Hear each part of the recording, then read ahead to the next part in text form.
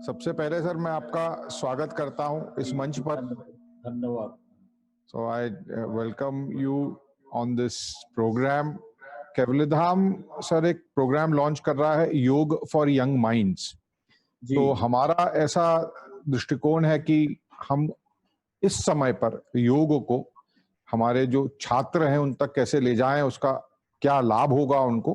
तो वो सीरीज हम सर 1 तारीख से लॉन्च कर रहे हैं और सभी छात्र को और जो एजुकेशन वर्ल्ड के लोग हैं सबको मैं बताना चाहता हूं कि हमारे साथ डॉक्टर भूषण उपाध्याय हैं, जो कि एक इंडियन पुलिस सर्विस के ऑफिसर हैं और उन्होंने दशक अपनी सेवा में डाले हुए हैं। और हमारे लिए सबसे गर्व की बात है कि वो जो है कि संस्कृत के विद्वान हैं और उसमें डॉक्टरेट किया हुआ है। तो सर आपका मैं स्वागत करता हूं हमारे बीच पर।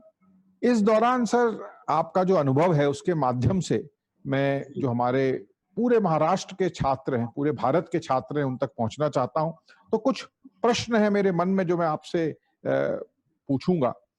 एक सबसे प्रथम सर ये एक प्रश्न आता है और वो स्टूडेंट्स को भी काफी महत्वपूर्ण लगता है कि मन के विचारों को कैसे सकारात्मक बनाया जाए। How do we have positivity in our thoughts, because अगर 60 दिन से ज्यादा हम घर पर हैं तो शायद वो क्षमता हम में अब ज्यादा नहीं रही। तो उस पर आप थोड़ी रोशनी डालें सर। देखिए सुबोध जी, मैं इसके संबंध में अपने अनुभव और इसके साथ साथ अपने शास्त्रों ने क्या कहा है, इन सारी चीजों को साथ लेकर बताना चाहूंगा। मैं पुलिस डिपार्टमेंट में हूं, तो पुलिस डिपार्टमेंट का जो तनाव है, पुलिस डिपार्टमेंट का जो स्ट्रेस है और कोरोना के चलते जो व्याप्ति बढ़ी है, उसके चलते पुलिस डिपार्टमेंट काफी स्ट्रेस और काफी ट्रेमेंडस कॉन्फ्लिक्ट में आया हुआ है। लेकिन 2-2.5 महीने के पीरियड में मैंने देखा है कि मैंने अपने व्यक्तिगत जीवन में योग के द्वारा इस तनाव को कैसे दूर किया है, सिंपल टिप्स के द्वारा कैसे दूर किया है, इसको मैं आपसे शेयर करना चाहूंगा। हमारे योग विद्या में मन को नियंत्रित करने की विधि बताई हुई है और योग का अर्थ ही होता है मन को नियंत्रित करना। योगश्चित्त वृत्ति निरोधः, चित्त के जो वृत्तियां हैं इनका निरोध करना, इनको मैनेज करना, इनको कंट्रोल करना और इनको एक पॉजिटिव डायरेक्शन में ले जाना योग है। इसके लिए हमारे योग में अनेक विधियां बताई हुई हैं। अष्टांग योग है, इसके अलावा योग के बहुत सारे अलग अलग प्रकार हैं। मंत्र योग है, कर्म योग है, बहुत सारे क्रिया योग, बहुत सारे योग हैं। लेकिन एक सामान्य व्यक्ति के लिए योग का इमीडिएट कैसे फल मिले और कैसे तनाव को दूर किया जाए, इसके लिए सबसे अच्छा और सबसे हल्का सरल उपाय है प्राणायाम। प्राणायाम में भी अनेक प्राणायाम है, लेकिन अनुलोम विलोम जो प्राणायाम है, ये प्राणायाम आज के समय में आप कहीं भी बैठ के अगर 10 मिनट 15 मिनट करते हैं तो आपकी मानसिक स्थिति पूरी तरह से अच्छी हो जाती है, मन स्थिर हो जाता है, पूरा शरीर ऑक्सीजन से, ऊर्जा से भर जाता है और आप फिर काम करने के लिए तैयार हो जाते हैं। और मन में विचारों का जो कल्लोल चलता है या मन में नेगेटिव विचार कब पैदा होते हैं, जब हमारे विचार बहुत ज्यादा हलचल पैदा करते हैं मन में, तो निगेटिविटी पैदा होती है। मन में अगर थॉट्स कम रहे, मन में अगर थॉट पे कंट्रोल रहे तो निगेटिव विचार नहीं आते। तो जब हम सांस पे ध्यान टिका देते हैं, अनुलोम विलोम करते हैं, प्राणायाम करते हैं, तो हमारा जो नर्वस सिस्टम है वो बैलेंस हो जाता है, हार्मोनाइज हो जाता है। और जैसे ही हमारा नर्वस सिस्टम हार्मोनाइज होगा, वैसे ही हमारे मन के विचार भी संतुलित हो जाएंगे और उसकी निगेटिविटी समाप्त हो जाएगी। तो ये मैं अनुभव से बता रहा हूं। मैंने एडिशनल डीजी प्रिजन भी काम किया है 3 साल तक। वहां पे कैदियों के मन पे जो परिवर्तन आया वो इस प्राणायाम के चलते बहुत आया। ध्यान करना थोड़ा कठिन है, प्रत्येक व्यक्ति ध्यान नहीं कर सकता, क्योंकि ध्यान करने के लिए उसको योग साधना काफी दिनों तक करनी पड़ती है, उसको गुरु की जरूरत पड़ती है, मन शांत नहीं होता है। लेकिन प्राणायाम ऐसा है कि आप गाड़ी में बैठ के कर सकते हैं, घर में बैठ के कर सकते हैं, कहीं पे बैठ के कर सकते हैं और इसका इंस्टेंट फायदा मिलता है। जो कैदी काफी वायलेंट थे, जो काफी बेचैन रहते थे, परेशान रहते थे, डिसिप्लिन रहते थे, 2 से 3 हफ्ते में अनुलोम विलोम और थोड़ा प्राणायाम करा के मैंने उनके मानसिक स्थिति को चेंज कराया और जेल का डिसिप्लिन इंप्रूव हुआ। तो ये जो अनुलोम विलोम है या सिंपल प्राणायाम है, ये हमारे लिए आज के वक्त में बहुत ही उपयोगी है। मैं समझता हूं सर कि ये योग एक ऐसी गोली है जो खाकर ही होती है, तो अभ्यास बहुत ही महत्वपूर्ण है योग में। तो आपकी बात सही है, और मुझे भी याद है आपने एक कोर्स भी करवाया था योग रिलेटेड जब आप एडीजी प्रिजन थे पूना में।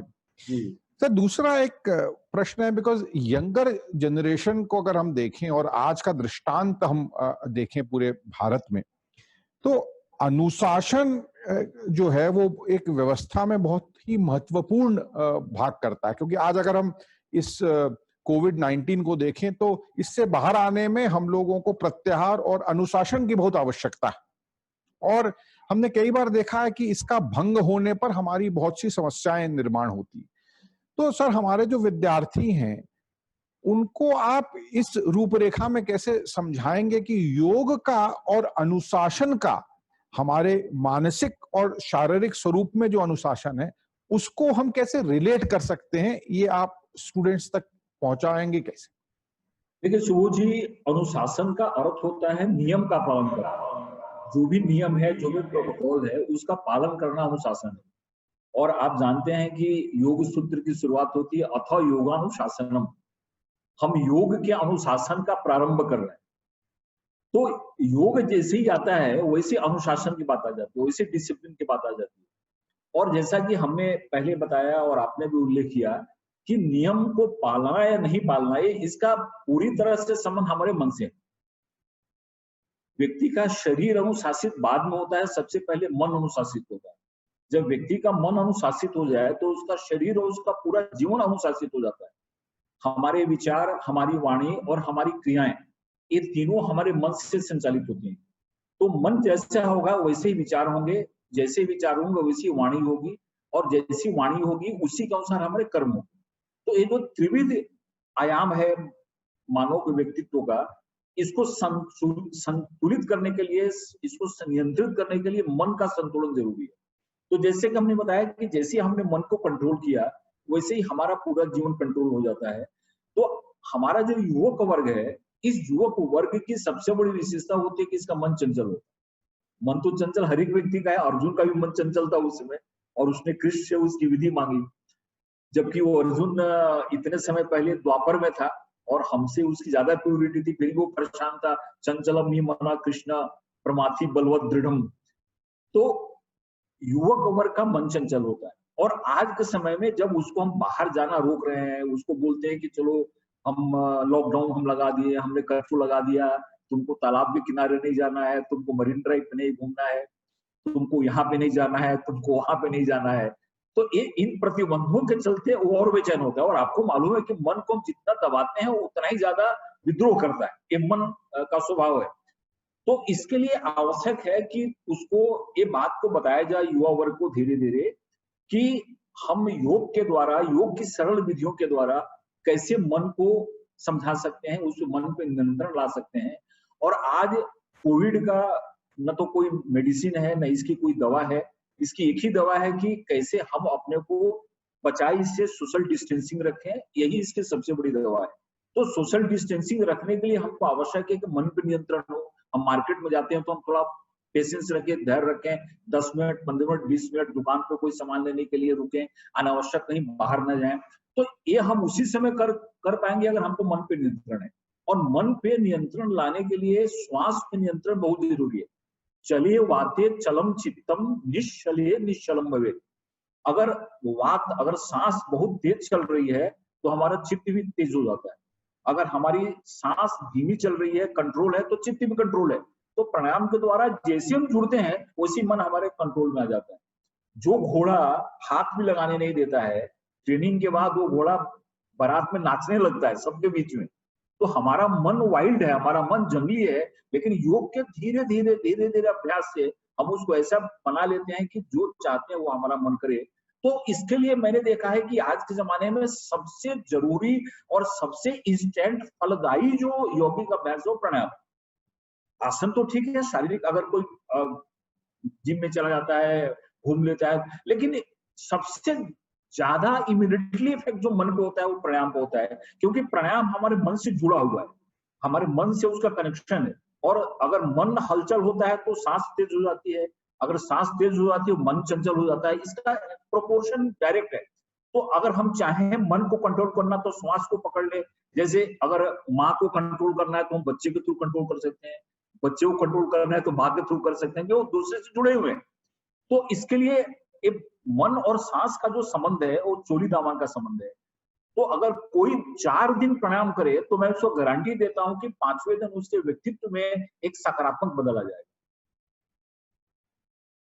तो सर सही बात है। पतंजलि महर्षि ने इसीलिए शायद कहा था कि ततक्षीयते प्रकाशावर्णम, जब उन्होंने प्राणायाम का भी उल्लेख किया था। सर इस समय ये मेरा आखिरी प्रश्न है आपसे कि मैंने आपको सुना हुआ है कि आप तनाव का विश्लेषण बहुत अच्छे से देते हैं। तो मेरा आपसे ये एक क्वेश्चन है कि तनाव अगर एक व्यक्ति को होता है तो वो तनाव ट्रांसफर हो जाता है, ये मैंने आपको कहते हुए सुना। और ये अंडरस्टैंडिंग जो है ये हमारे विद्यार्थी गण को भी हो कि stress and its impact on them and people who are around them. What is this mechanism and how do we want to deal with it? इसके बारे में सर मैं आपकी राय सुनना चाहता हूं। और मुझे याद है आप एक बहुत अच्छा एनेक्डोट देते हो, तो अगर उसके द्वारा आप समझा सको तो बड़ा अच्छा। हाँ, देखिए मैं एक हमेशा एक उदाहरण देता हूँ कि एक एसपी थे, वो अपने ऑफिस में आए और उस दिन डिस्ट्रिक्ट में कुछ हुआ इसलिए काफी तनावग्रस्त थे।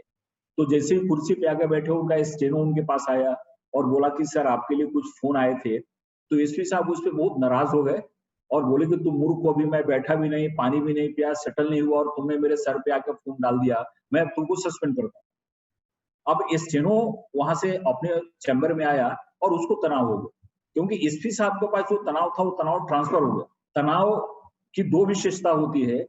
एक तो विशेषता होती है कि तनाव हमेशा ट्रांसफर होते रहता है और उसकी दूसरी विशेषता होती है कि हमेशा वो नीचे आता है, ऊपर नहीं जाता है।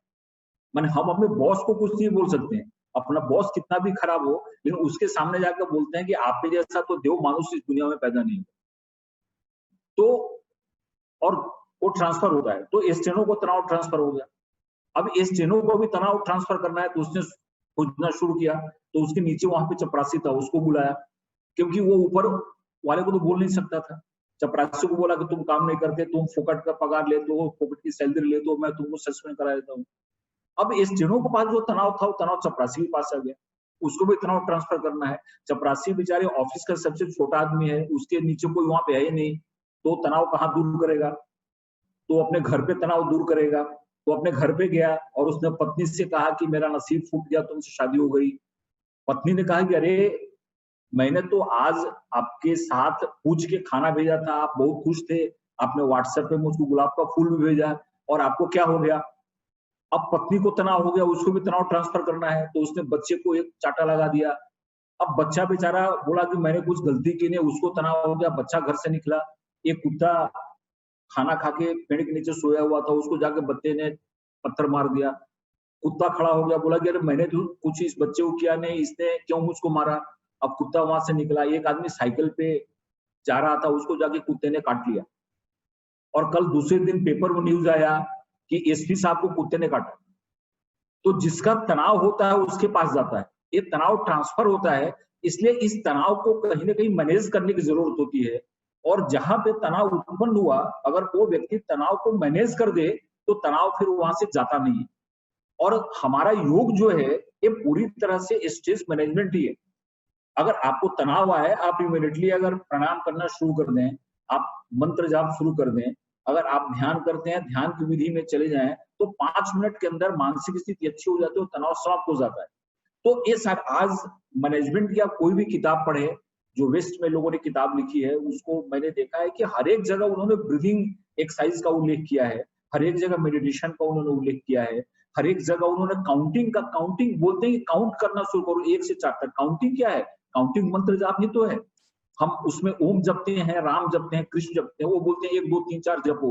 तो ये विधियां ऐसी विधियां हैं कि बहुत प्रैक्टिकल विधि है और उसमें से कोई भी अगर हम विधि अगर हम अपना लेते हैं तो हम तनाव को मैनेज, तनाव तो समाप्त नहीं होगा लाइफ से, क्योंकि लाइफ के लिए तनाव भी आवश्यक है। लाइफ को ग्रो होने के लिए कॉन्फ्लिक्ट चाहिए, संघर्ष चाहिए, लेकिन वो कॉन्फ्लिक्ट जब मैनेज हो जाता है तो उससे पॉजिटिविटी पैदा होती है, उससे एनर्जी पैदा होती है। और योग हमको तनाव को मैनेज करने का सिखाता है। आप प्राणायाम के द्वारा मैनेज कर सकते हैं, आप मंत्र जाप के द्वारा मैनेज कर सकते हैं, आप मेडिटेशन के द्वारा मैनेज कर सकते हैं, आप लय योग के द्वारा मैनेज कर सकते हैं।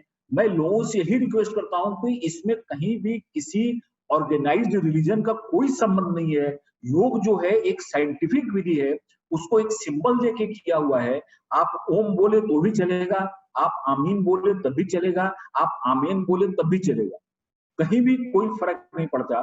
तो इस हिसाब से हम तनाव को मैनेज करें, और तनाव को जब मैनेज करते हैं तो लाइफ में एक एनर्जी आती है, लाइफ अच्छा होता है, लाइफ को हम एंजॉय कर सकते हैं, और ईश्वर और प्रकृति की दी हुई इतनी बड़ी जो चीज है इसको हम अच्छे ढंग से निभा सकते हैं। और योग ने, भारतवर्ष के ऋषियों ने हजारों साल की तपस्या करके ये जो धन दिया है, ये जो खोज दिया है, जिसको आज साइंस ने पूरा माना है। और विश्व के आप कहीं भी किसी बड़े कंट्री में चले जाइए जहाँ पे स्ट्रेस पे बात होती है, वहां पे ब्रीदिंग के बिना बात हो ही नहीं सकती है। वहां पे मेडिटेशन के बिना, आज मेडिकल साइंस की बड़ी बड़ी जो किताबें निकल रही हैं, हर एक किताब में बाद में एक चैप्टर मेडिटेशन पे रह रहा है।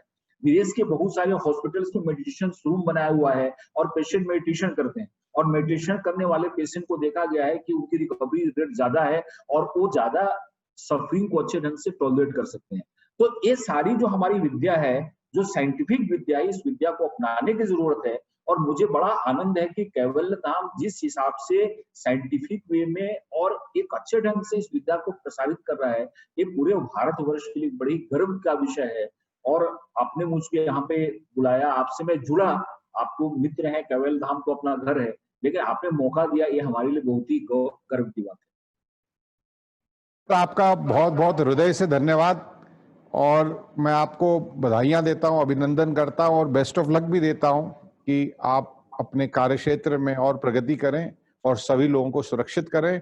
आप हमारे बीच आए, इसके लिए सहृदय आपको धन्यवाद। Thank you so much. Thank you so much. जय हिंद। थैंक